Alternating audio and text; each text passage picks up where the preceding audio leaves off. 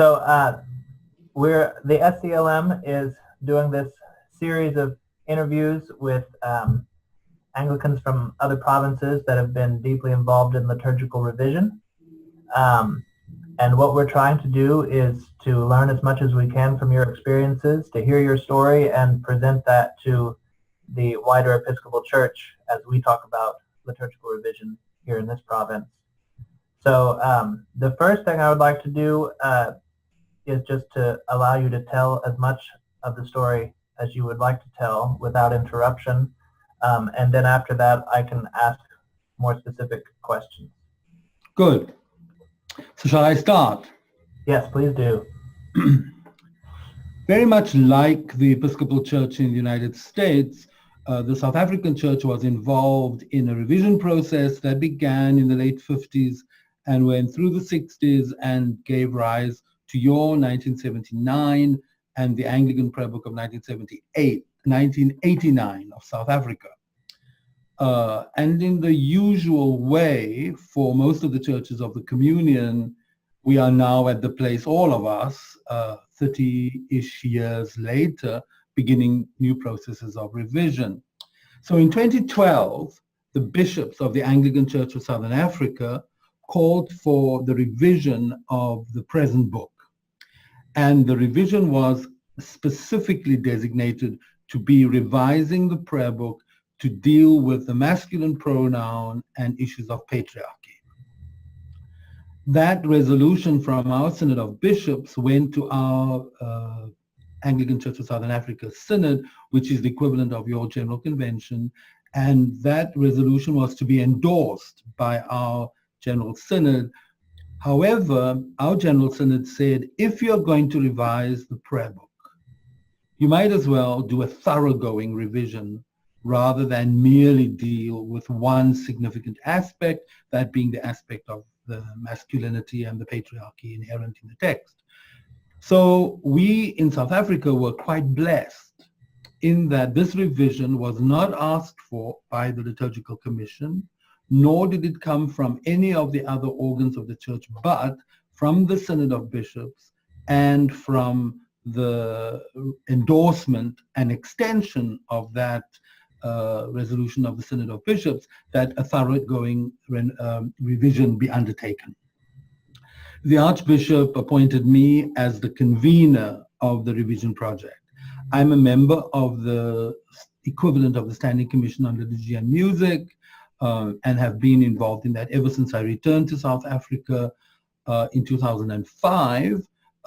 But so in 2012, thereabout, I was asked to begin convening the team that would work on the revision project. I said to the Archbishop that I'm at the end of my career, I'm an old man, and I shouldn't be in such a significant place designing and facilitating the design of a prayer book for the next generation and beyond.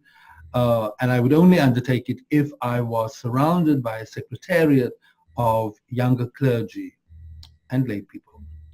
The Archbishop was enthusiastic about that. And so one of the really exciting things about our project has been the team of really remarkable younger clergy who have been alongside me in my facilitation and management of the process.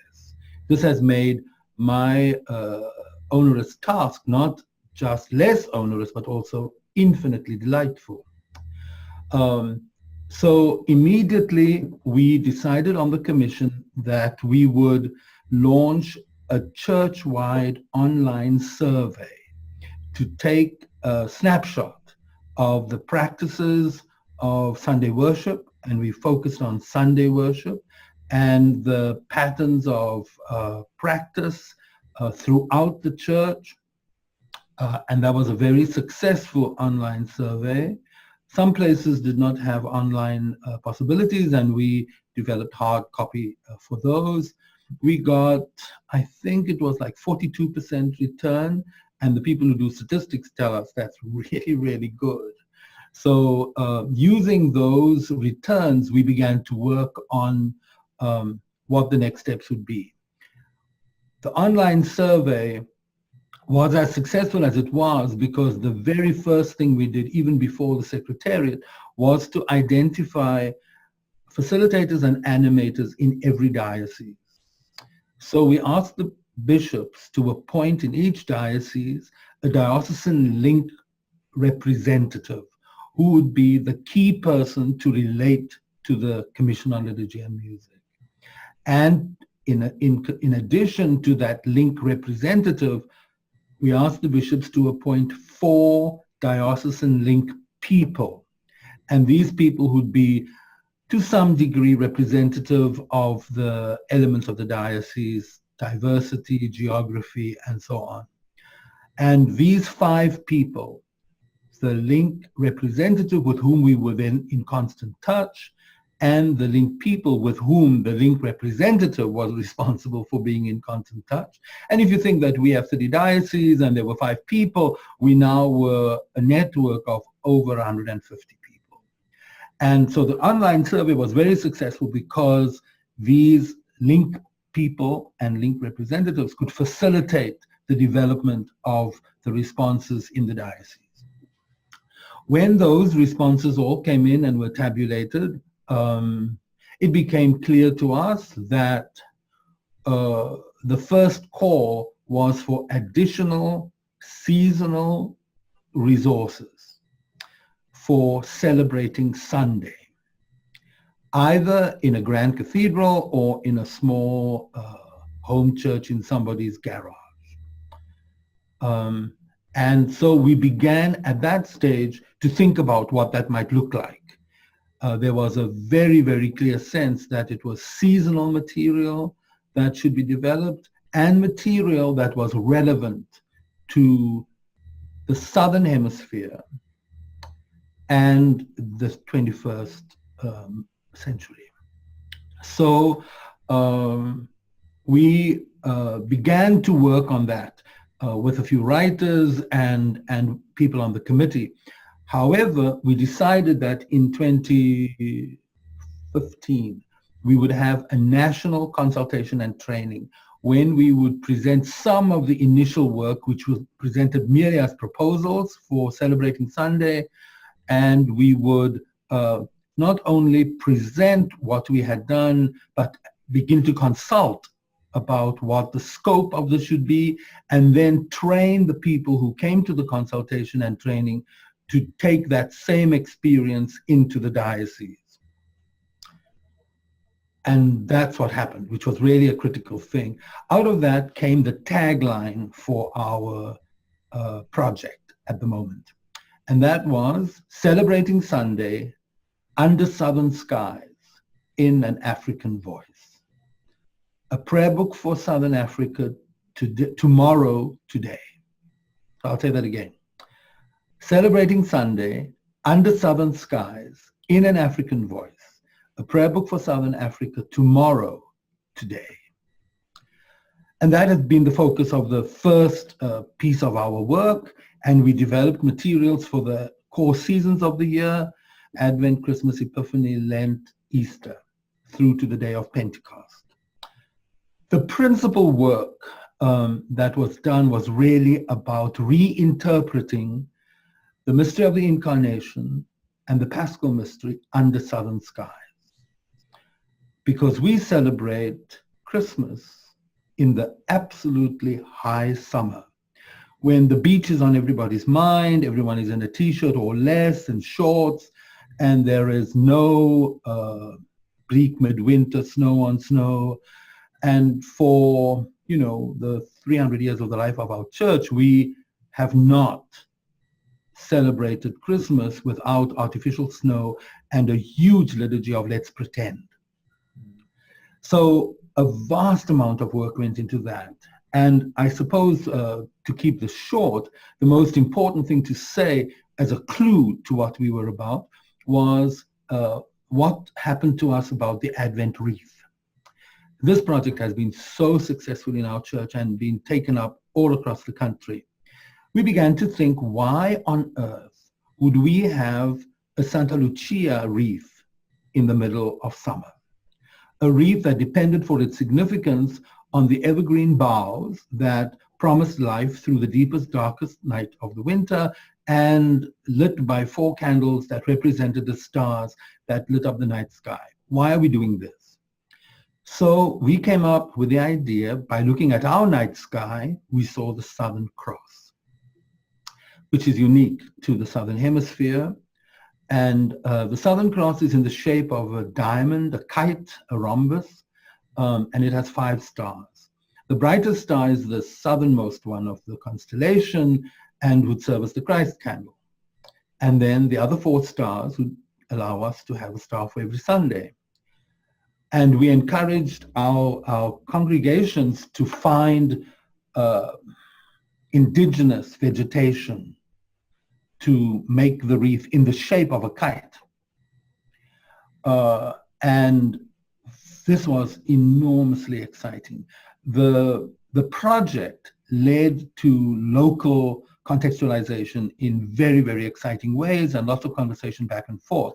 Those of us on the committee and the secretariat, we did a lot of research as to the myths and the legends and the stories associated with the Southern Cross all across the Southern Hemisphere, in South America, in Aborigine experience in New Zealand and in Australia, and then of course in our own indigenous First Nations peoples creation stories and myths and so on.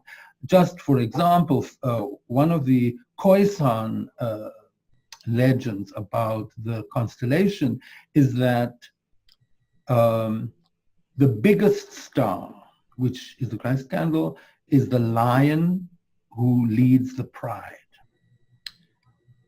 The 2 smaller stars are the lionesses that create the family, and the 2 smallest stars are the cubs.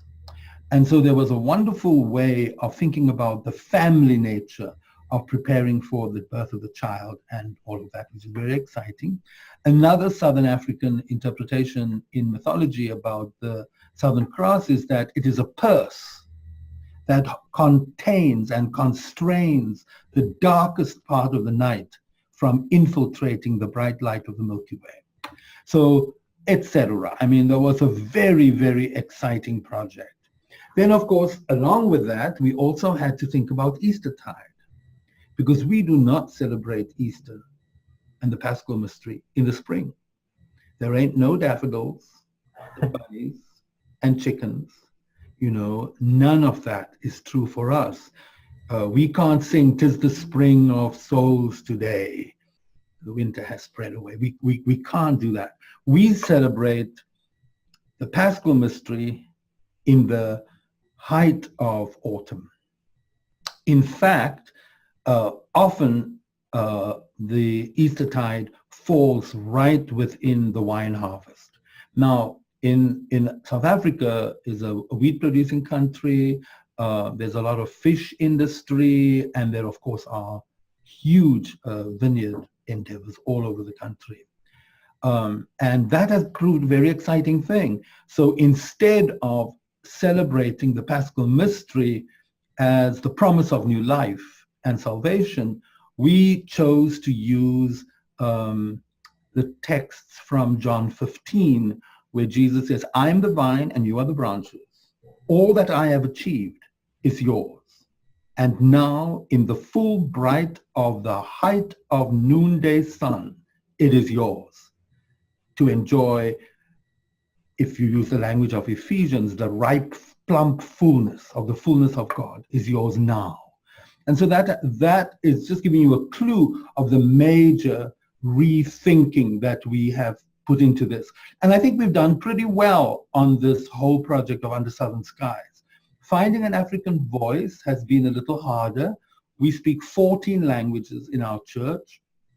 Our prayer book is published in 9 of them.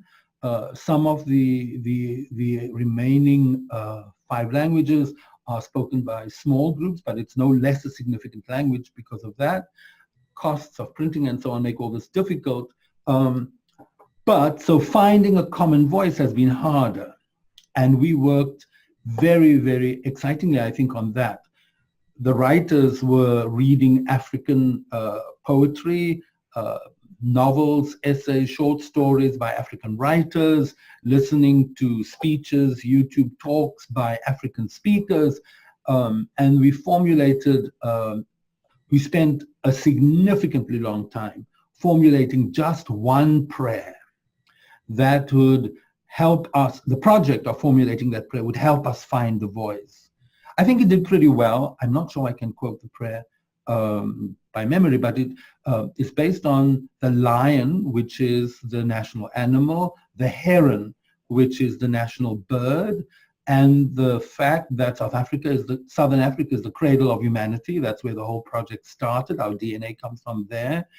The project of reconciliation, which is a major symbol and historical consequence of our heritage, and then the thing about dance and drums and so on. So after brainstorming on all of this, we came up with a prayer which is something like this. O God, whose voice is the lion's roar, and whose scope is the heron's swoop, look with favor on our ancient land, that its resources may feed the nations, its history inspire our children, and all the world join in the drumbeat of the dance of its reconciliation. I don't think that's exactly right, but it gives you a clue as to the work and the real excitement that was in this, beginning with, as I say, reading literature and stories and listening to people speak, and then brainstorming what are the words, what are the images, what is the rhythm that should be in this prayer, and so on. So I think we've begun to do something about In an African Voice. We published our first volume, a little wee bookie, which is called Celebrating Sunday Under Southern Skies in an African Voice. It was presented by the Liturgical Committee to our last synod. It was received with acclaim. They've had to do 3 printings really quickly because our publishing committee was really hesitant about this thing and how it was going to sell. And so they were very cautious about the numbers they printed, and each time they've had to print more. The book has been very, very well received. It was also presented to the International Anglican Liturgical Consultation when we met in Leuven this year, where we were very sorry not to have a single person from the SCLM present. We were sorry too. It broke our hearts that there was none of you there. There were some American liturgists there who were there, of course, because they're members of Societas Liturgica. But the book was very well received, and our publishing house tells me they got orders for several copies. And I think it could be useful for people to see what we have done. Perhaps it is easier for us, as it was easier for us during the days of apartheid, to know what the gospel message was. It might be easier for us in this revision to understand where we are being called to than it is easy for the American church, where things are a little more obscured by the apparent hegemony and dominance of things. And so, but I think we have the same task. What is quite exciting is that the church in Canada, the church in New Zealand, the church in South Africa, and the church in America are all on the same track. The New Zealand, Canadian, and South African church have been in significant conversation about development of this process. We have not been in the same conversation with the American church. We do not imagine a common prayer book, but we do think we are about a common task at a time which we share, and at a time when resources and electronic connection like we are having now will make it really possible for us to be more and more in conversation with each other. One of the guidelines, we set a series of guidelines for all our revision work. Guidelines had been set in much the same way in preparation for 1928 and in preparation for 1989. So we reviewed those.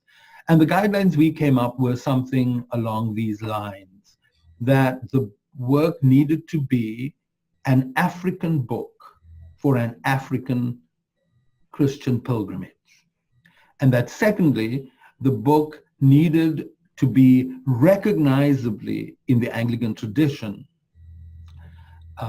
and that the book should simultaneously, therefore, be conservative and innovative.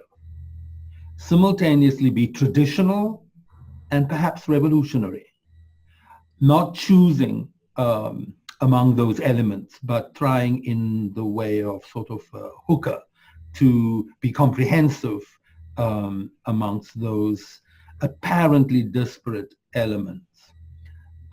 We also thought that it was quite critical that the materials that we use conform to a common structure. One of the realities we encountered early on in our conversation was that what we share is actually not a text. What we share is actually not an English cultural heritage. What we share is a common structure and a common shape to the liturgy. And so it's really important to identify and become really familiar with and sustain and undergird the understanding of that shape, because it's that shape that will make a South African Anglican feel at home when they're worshiping with Filipino Anglicans in the Philippines or in Santiago or in Hong Kong or in Kyoto. It's not the text that binds us. It's not our English heritage in terms of language and culture that bind us. It is the structure of our lex orandi. And so we've done a lot of work around that. And in fact, Celebrating Sunday has, following the good work done by a common worship in the United Kingdom, we have a series of pages that outline the structure in a sort of box structures. And the box structures have numbers and letters as references. And so all the elements in Celebrating Sunday are referred to by those referring numbers, so that you can choose appropriately which elements go into which buckets, so to speak. And that has proved quite useful amongst the people who have been using the book. And so that's as far as we are.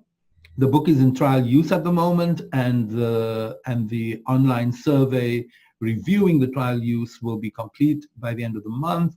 The Secretariat will meet in January of next year to review the tabulation and prepare for the next consultation, which will be in July of next year.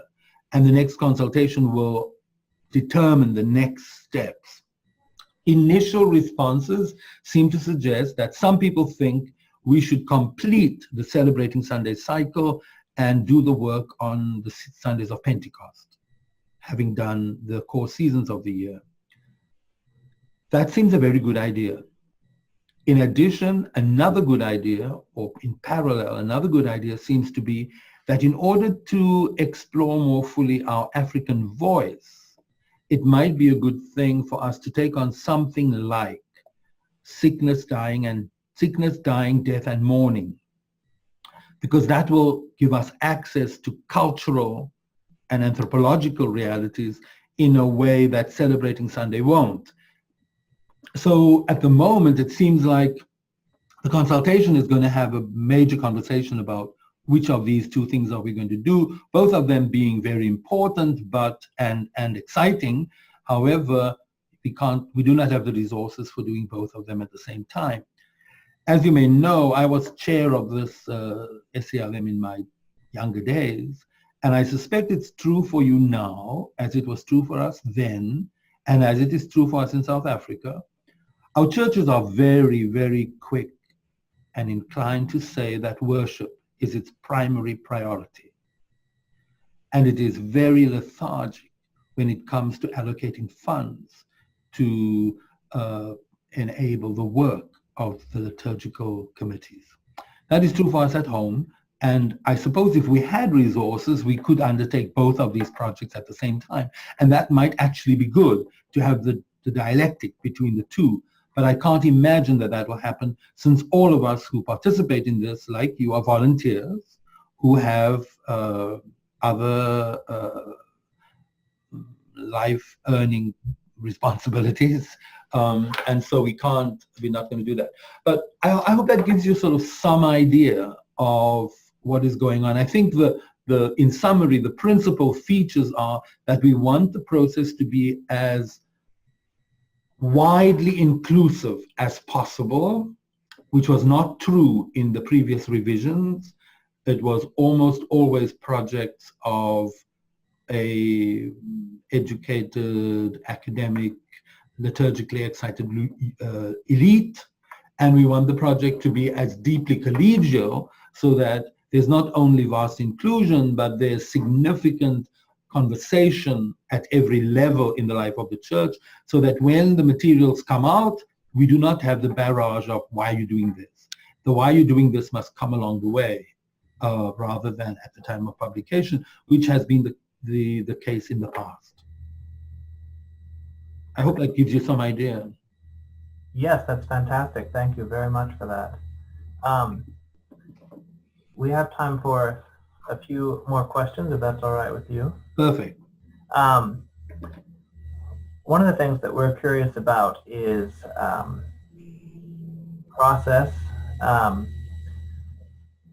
You gave us some sense of the time frame that you did this work in. I'm curious about the number of people that were involved in drafting, the division of labor, and then also communication with the wider church. How were drafts tried out? How did you solicit feedback? How did you evaluate? That sort of thing.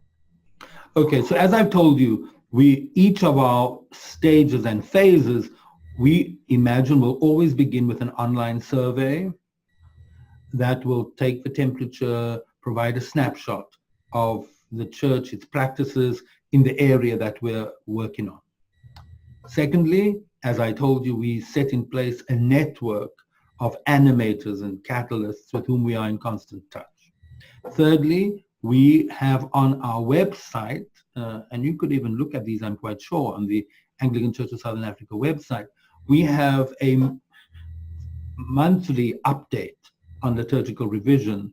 Sometimes it's more than monthly, and those are intended to keep the wider church informed about what is going on. Sometimes it's sort of frequently asked questions about things. Sometimes it's a direct response to what we recognize as a groundswell question. Sometimes it's just a report on what we're doing, hopefully told in an interesting and engaging way. These are always about one page, crisp and sharp, using the branding words and images, easily accessible, and we've persuaded the people who have authority in these things to have the link to all those updates prominent on the front page, the first page of the web. And that's been quite important. Each one of those invites responses and comments, and the secretary of the commission does very well in keeping those, and we do respond to them and keep track of them. The liturgical committee consists of 4 bishops, 4 priests, 4 lay people. And we have tried to, in the process of trying to extend the size of the committee to include musicians as well, because often the lay people have to double as a musician, which is not really enough representation around the table. Because one of the things we think is quite important is that along with the work we're doing, the development of musical resources should proceed apace. And we're hoping in the near future to begin having some hymn writing workshops, especially text hymn writing workshops, because we don't have texts that match our Under Southern Skies and In an African Voice. There are a few, and there have been some written in South America, there have been some written in New Zealand especially, and they work for us, but we need to do that. But I was saying that there are 12 of us on the committee. I was allowed to establish that secretariat, and the secretariat attends all the committee meetings, and they are at all of them with some significant liturgical acumen, training, and so on. And so that makes us about 20 people around the table. And then there are people in the church in South Africa who have liturgical and writing skills, whom we drew into this. And so there were maybe about I don't think we were more than 25 or 30 people who were actually writing. Those materials were collated by the Secretariat, who then spent the inside of a week, twice in the last 2 years, processing all those materials and editing them and giving them a kind of common rhythm and language. Then they were all sent back to the original writers who made comments, and then they were presented to the committee. And then once they were approved by the committee, we presented them to the Archbishop. And we had, since they had called for this, we said to the Archbishop, we don't want you to authorize this. We want you to allow us to use it and let us receive feedback about it, then revise it, and then you can authorize it. But we want you to support it, and you have to give us a blank check. Fortunately, they decided to do that. We have kept the Synod of Bishops really well informed. They get personal copies of the update.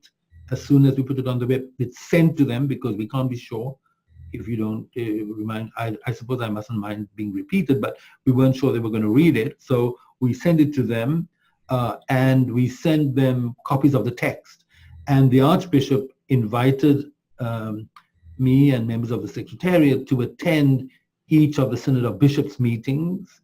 They meet twice each year, and to those meetings we were given a full morning each time, or a full afternoon, to update the bishops on the progress and hear their responses and share some of the developments with them. That was a very important thing. And then, of course, we made reports to our standing committee, the Provincial Standing Committee, which is a little bit like your executive, I think, and to our synod. And so there's been quite a dialectic, a dialogue between people in the pew, people in local organizations, women's groups, youth groups, the equivalent of your annual happening youth conference, Vergers Guild. I mean, there have been significant conversations with organizations within the church, and the responses have by and large been very positive. Needless to say, there are people who say, we haven't even used the last book properly well yet. Why are we changing all of this? And when is the real book going to come out? You know, and of course, we don't even know if it's going to be a book, as I'm sure you must be thinking about too. I don't know if this answers your question, but there you are. You bring up another question that we had. If you could tell us something about the conversation about whether or not you do think that you will have a single book moving forward, or multiple small books, or digital texts. What sort of things do you imagine for the future? Celebrating Sunday, the book we produced was published with a CD included, and for trial use, which was for Eastertide, the texts were available on the web in the 4 principal languages, not in the 6 or the 9 or the 14, but the 4 principal languages. So there is already an operational choice of multiple presentations, hard copy, CD, on the web. The anecdotal evidence from the communion seems to be that the availability of materials on the web and on CD for free does not actually diminish the purchases of the hard copy of the book. People still want a book of some sort. Whether the book of some sort is going to be as comprehensive and in one volume as we have now, I think we don't know that. One of the bishops, I think, gave a very, very good answer to this question. When we were talking, many of the bishops asked what you just asked me, and the Bishop of Port Elizabeth, whose name is very interesting, his name is Bethlehem Mpache, he said, oh, don't ask that question. You're asking the question as though we're doing pressure cooking here. We're not doing pressure cooking. We're doing slow cooking. We don't know what's going to emerge from here, but we do know that the flavor is going to be amazing because it's going to be quietly infused over a long time. And so I think we don't need to have too much concern about what the end is going to look like. We need to be we need to be engaged in making the journey, not thinking about where we will arrive. And that as we make the pilgrimage, we will provide the resources in the ways that seem most inclusive and far-reaching in scope as possible. I think that's a very perceptive metaphor, that slow cooker versus pressure cooker. One other question that might take more time to answer. I'm trying to be conscious of the time. 340, I think we can go to. I think so. Does that work? Yeah.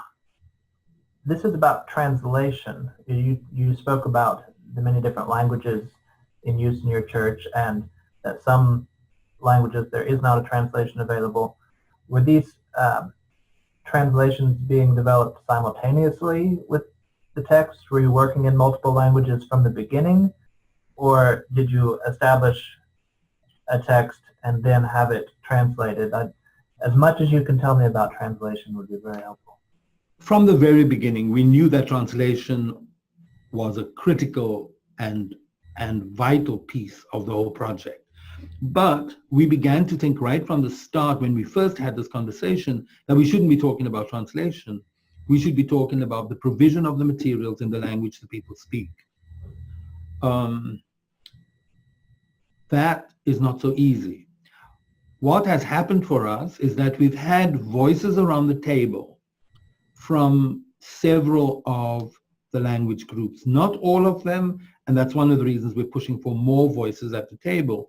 But we've had several voices around the table, and we have tried to write in English out of the conversation amongst those voices.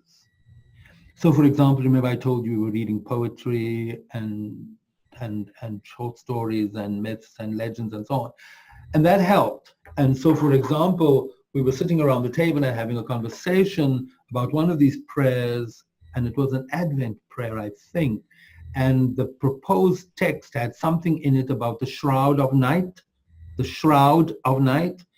And one of the, I think it was an isiZulu speaker, said, how am I going to translate that? We don't use shrouds. There's no shroud. We don't know what a shroud is, really. And then we had to reiterate our commitment as a community that we don't need a translation of shroud. We need a metaphor in your language that talks about the constraining power of the dark. And we said, I'm sure you have that. And he said, oh, I've got several, you know. And so, and in fact, those conversations have sometimes led to using the idiom from an indigenous language expressed in English. And that has helped somewhat with the African voice. However, that whole project, you know, is a complicated project and really means that we should have 30 and 40 people sitting around the table having these conversations before we get to writing the text. So what we're saying is that there needs to be a kind of multicultural, almost multilingual conversation that is being had in English. And then writers must go from that conversation into developing the texts, which then need to be brought back in English, sort of retranslated for a lingua franca conversation, and then decide where we're going. So it's a slow process. It's a costly process because you have to bring these people together, and you can't come together for 3 days. You have to come together for a much, much longer time. And there isn't much money behind our project. But it seems to me that that dynamic is really important. We are looking actually beyond dynamic translation. We're looking at a conversation about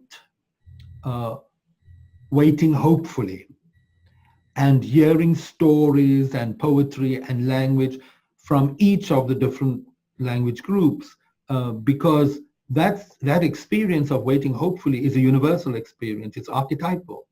And so we want to hear what are the equivalent stories in each of the language groups, and then out of that begin to say, okay, here are some thoughts, here are some concepts, here's some cadence in the imagery that maybe we should work with in English.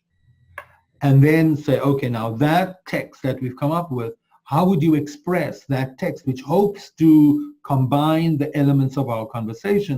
How would you express it in Venda or isiXhosa or isiZulu or Siswati? And that has to be done in the local groups. But then the local groups need to, in a way, paraphrase or retranslate that and bring it back. And when we've done, I mean, we've not done that with all the languages, but we've done that with some. And when we've come back, we said, oh my word, we must change this line. This line in English is not as good as what is coming to us from one of these other languages.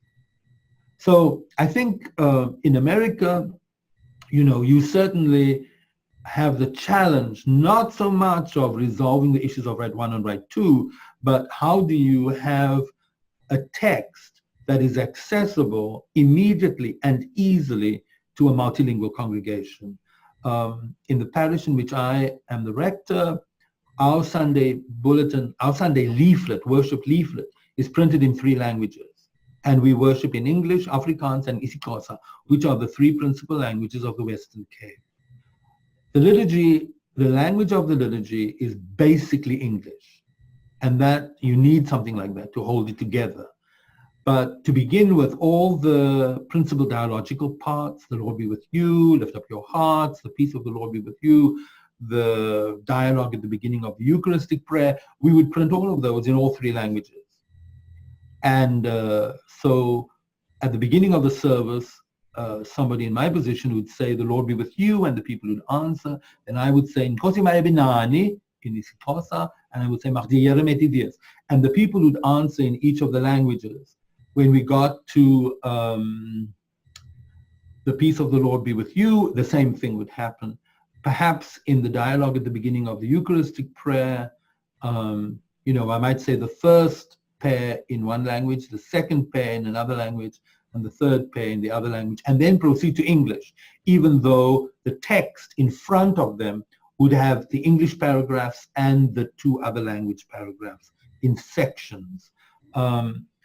So English holds it all together, but there's nobody in the room who feels left out, excluded, or forgotten, because their language is right in front of them. Thank you very much. One last question of all the things that you've been learning along the way. Is there any one specific advice that you would like to give the Episcopal Church? I think perhaps it's not so much advice, but the thing that has been most spiritually satisfying and challenging and delightful in all of this is that in the process of engaging our heritage, we are beginning to find the liturgical life in which we are at home, not only the liturgical life that we venerate. And so the movement from the Tudor patterns of language has been a movement that has taught us the care that Cranmer brought to the shape of the prayers and so on. And in our research, we've did a lot of work of researching the Latin collects first and then the English ones. And we found that, even if you compare those Latin collects and the early English collects with the collects in 1979, the 1979 collects are very wordy. And we, with all that research, after 2 years of working on these things, we decided that 60 English words were the limit for a collect. This has proved an amazing Occam's razor for us, because we quickly learned that the collect could not be a compendium of theological teaching about the 3 readings and psalm perhaps. And so we had to be memorable language. It had to be clearly linked to scripture. It had to be connected to our tradition, and it had to refer to or have reference to the collects associated with the particular Sundays in our tradition as they are, which even the Consultation on Common Text uses those connections. It was a very, very powerful discipline. And, you know, we would write up a collect and do the word count and say, oh my word, there's 68 words here. Now what do we do? And we found that discipline really amazing. Of course, we also had to say these have to be able to be sung, you know. So I think that process whereby we laid hold of what we have inherited with enthusiasm and respectful engagement and reached for a powerful spirituality, as powerful for us as it was for the Elizabethans, you know, that's been so exciting. And it's been wonderful to see people respond to this very positively. I don't know if that answers your last question, but there you are. Well, it was an open-ended question, and I think that was a great response to it. Thank you very much. I'm incredibly grateful to you for your patience in the process of setting all of this up. Thank you for sharing your story and your insights with us. We really appreciate it. And I hope there'll be opportunities for the American church to join with the Canadians, the New Zealanders, and the South Africans as we proceed to the next steps. That is my hope as well. I think that conversation is incredibly important. Thank you. All right. Thank you very much. Bye-bye. Bye.